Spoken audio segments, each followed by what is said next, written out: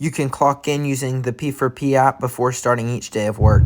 So this is kind of a documentation of what a day would look like as a worker. So when I first got here, we meet at the shop every morning. And then right now I'm headed over to our storage units. They're kind of right across the street, 2 or 3 minutes down the road.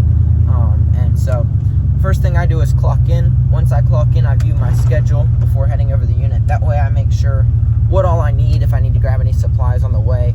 And so when I pull up to the unit, I'm able to hit the code, go in, and then I have an individual unit for this truck where I can just literally get all of the equipment from that unit, load up the truck, and be ready to go.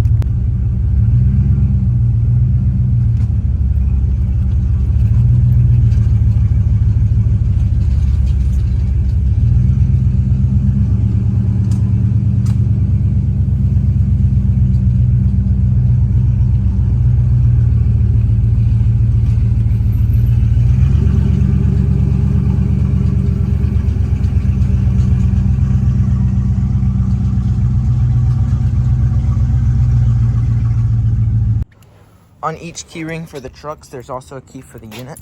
They're these smaller looking ones here. And so we're able to take this key, and inside of the trucks, there will be like a laminated mark, which will say which unit you are. So for instance, this truck right here is unit number 14. You can unlock the lock. And then this is what your unit will look like. So we expect that the unit be returned to looking like this at the end of each day. So it should stay pretty clean. All of the hand equipment should be pushed up against the wall. Mower within this square with the tape around it. All of the hand tools and any attachments are expected to go inside of this bin here. Sprayer, we need to make sure stands up. That way it doesn't leak on the floor or anything. And then check under your mower each day to make sure that there's no oil leaks, anything like that. If there is, then just kind of inspect the mower and inspect everything and make sure that everything's looking good. So it's a little bit tight in the mornings just because everybody's loading their trucks at the same time. But we're able to hit the code in here, which opens up that gate there. So this is kind of what the truck setup looks like each day for everyone. So we want a cone out back. That always goes at the back corner. And then we keep debris and all of our shovels and everything in the back there. So next stop is the gas station.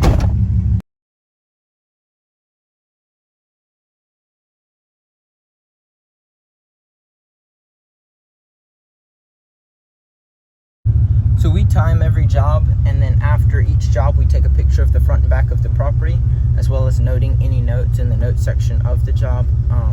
So I'm headed to my first one now. The truck and everything's all filled up with gas, so you should be good. You always want to make sure that you got a full truck and mower at the beginning of each day. And when you're filling up your 2.5 gallon tanks for just retention tanks or whatever, you always want to make sure that there's oil in them, because that will ruin your 2-cycle engines if there's not 2-cycle oil in the fuel. So we have to do that. But all that's done, I'm headed to my first job.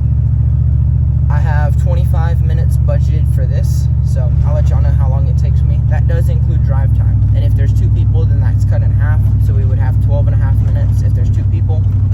But I'm headed there now, and we'll see how it goes.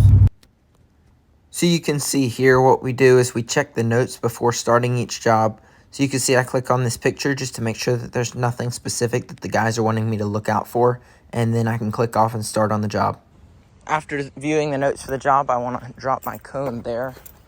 And for this particular one, I'm kind of going to look over the property just because in the notes it said that it was just an interesting shape. There was a lot of construction going on. It's kind of early this morning, so I'm hoping I beat the contractors out here. But it looks like they're building that porch. So it mentioned that we need to blow all these leaves out here and then kind of into this tree line. You see the whole back area, there's just a lot of leaves out here. I think what I may do is blow all of these after, since there is kind of a wood line here. We always trim first, then you can mow or edge next and then blow. Unless if you're doing like a leaf cleanup or something, then you want to blow first. But things like this hose, I'll scoot that in. Sometimes you can do what's called topping it off and kind of weed on the top of it without damaging it. but sometimes you just want to move them. Like, it looks like a lot of weed eating all through here. See in this back area, and there's a lot of trailers and things to work around. But I'm gonna go ahead and weed eat it out. Your trainer, we do a buddy system.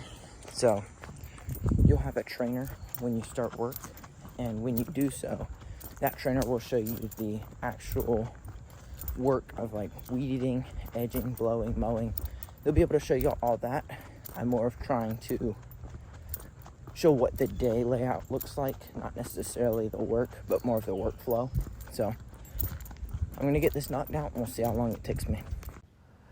The final step after finishing up a job is to stop your job timer and then to mark the visit as completed. Once we've done that, we can take a picture of both the front and backyard, just so that the crew after us, as well as the office, will be able to view any notes and pictures that we may leave for them. What this allows us to do is if a customer is out of town and asks for proof of work, we can send that to them, as well as being able to refer back to it to answer any of their questions that they may have about the job done, how it was done, or if we missed anything while doing it. So this job's all completed here. I've got the truck all loaded back up and ready to head to the next one. So you can see I'm averaging $25.63 just based off of this job per hour. And so that's kind of the power behind P4P and why it incentivizes hard workers.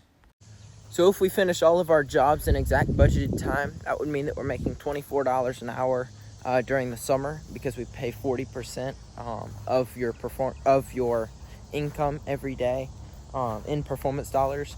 During the winter, it would mean that we made $20 an hour as an employee, because we pay 33%. So you can kind of see the faster you work, the more money you can make. I didn't receive a yellow slip for that yard and had no deductions from damaged equipment or anything. So that $24, $25 an hour is just take home pay for me.